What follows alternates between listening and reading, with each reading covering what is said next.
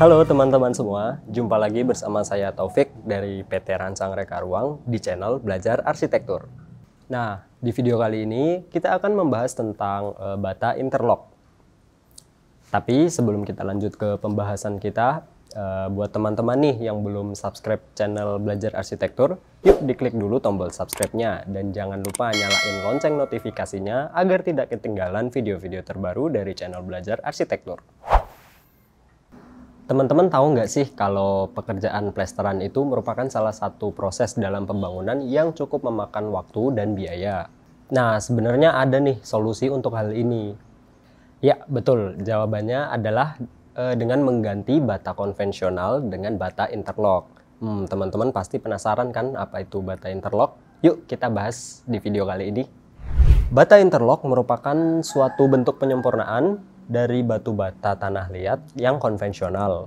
Bahan utama dari material ini adalah semen, pasir, dan serbuk batuan yang dicampur dengan proporsi yang sesuai. Material ini dipadatkan dan distabilkan sehingga berkontribusi pada kekuatan struktur bangunan. Material ini memiliki beberapa ukuran tergantung pada pemasoknya.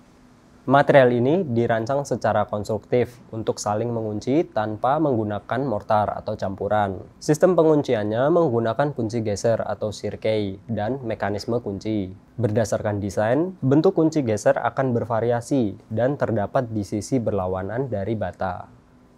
Bata interlock cukup populer dalam konstruksi dinding karena mampu mengunci satu sama lain tanpa menggunakan mortar. Hal ini membuat proses pembangunan menjadi lebih mudah dan membentuk struktur bangunan yang lebih stabil, sehingga mampu mengurangi biaya dan waktu pembangunan.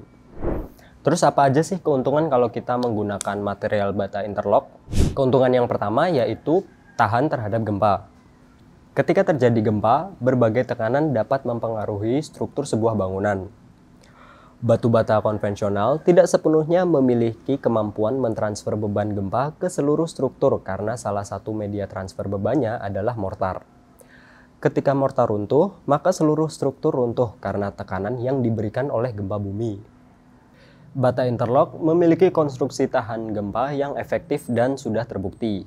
Pola penguncian dari material yang satu ini memungkinkan gaya seismik untuk bergerak melintasi seluruh struktur bangunan secara setara, sehingga tidak memberikan dampak yang begitu besar pada bangunan ketika gempa terjadi. Yang kedua, kita bisa mengeliminasi proses plester. Jika teman-teman menggunakan bata konvensional sebagai material untuk konstruksi dinding dari rumah teman-teman, maka teman-teman perlu melalui proses plester untuk menghaluskan permukaan dinding.